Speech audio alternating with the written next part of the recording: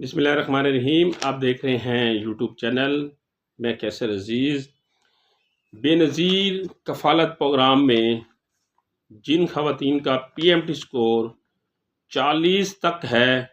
ان کے لیے ایک خوشخبری کہ وہ اہل ہو سکتی ہیں۔ اب وہ کس طریقے سے اہل ہو سکتی ہیں یا وہ کس طریقے سے اپنا پی ایم ٹی سکور کم کر سکتی ہیں، تو اس ویڈیو میں نے آپ کو وہ نکات بتانے ہیں، وہ ہدایات دینی ہے جس کے اوپر آپ عمل کر کے اہل ہو سکتے ہیں اگر آپ کا پی ایم ٹی سکور جو ہے وہ 40 تک ہے۔ اگر آپ کا پی ایم ٹی سکور 40 سے اوپر ہے تو تب آپ اس پروگرام میں اہل نہیں ہو سکتی، مشکل ہو جائے گا آپ کے لیے پی ایم ٹی سکور کم کرنا۔ تو آج کی ویڈیو ان خواتین کے لیے ہے جن کا پی ایم ٹی سکور 40 ہے اور وہ نااہل ہو چکی ہیں، تو وہ نا امید نہ ہوں، میرے بتائے ہوئے اس طریقے کے اوپر وہ عمل کریں، انشاءاللہ تعالیٰ وہ اہل ہو جائیں گی۔ اور وہ جب دوبارہ رجسٹریشن کے لیے جائیں گی تو جو قواعد میں آپ کو بتا رہا ہوں وہ آپ اپڈیٹ کرا کے جائیں، وہ ڈاکومنٹ ساتھ لے کر جائیں۔ آپ 90% جو ہے وہ بے نظیر کا یا کفالت پروگرام میں اہل ہو کے بے نظیر کفالت پروگرام کے وظائف سے مستفید ہو سکتی ہیں۔ تو سب سے پہلے آپ نے کیا کرنا ہے کہ جب آپ نااہل ہو جائیں تو آپ نے اپنے اگلے سروے کا انتظار کرنا ہے۔ 8171 پورٹل کے ذریعے آپ نے بار بار چیک کرنا ہے کہ آپ کو دوبارہ اپیل کا حق کون سی ڈیٹ کو دیا جا رہا ہے، یا آپ کو دوبارہ سروے کے لیے وہ کون سی ڈیٹ دے رہے ہیں۔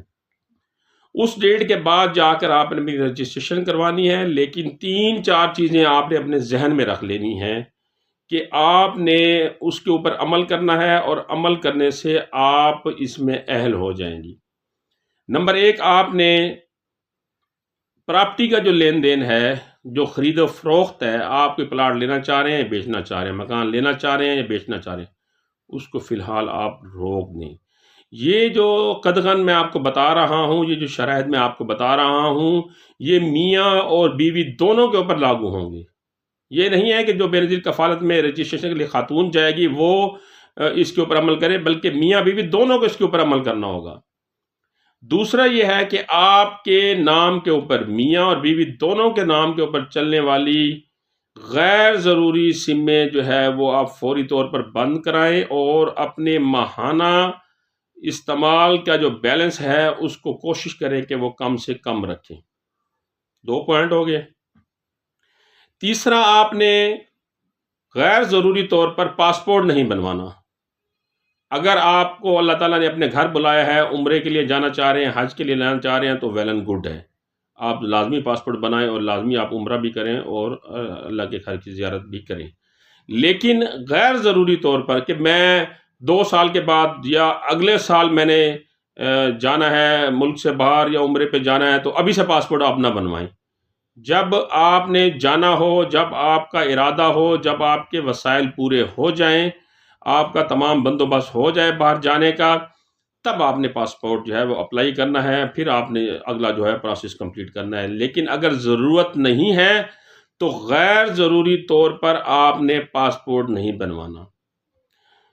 چوتھی چیز یہ ہے کہ اگر آپ کے نام کسی قسم کی کوئی گاڑی ہے تو آپ نے اسے سیل کر دیا ہے، تو فوری طور پر اپنے نام سے رجسٹریشن کینسل کروائیں، اور جس کو آپ نے گاڑی بیچی ہے رجسٹریشن اس کے نام ٹرانسفر کرائیں، تاکہ جب بی ایس پی والے آپ کی جانچ پڑتال کریں تو آپ کے نام کسی قسم کی کوئی گاڑی نہ ہو۔ یا آپ کسی قسم کی کوئی گاڑی خریدنے کا ارادہ رکھتے ہیں، چاہے آپ کمرشل پرپس کے لیے بھی لینا چاہ رہے ہیں، اپنے چھوٹے کاروبار کے لیے بھی لینا چاہ رہے ہیں، تو فی الحال اسے ترک کر دیں، یا اپنے نام گاڑی نہ کروائیں، اپنے بھائی کے نام کروا لیں، یا اپنے والد کے نام کروا لیں، یا اپنی والدہ کے نام کروا لیں،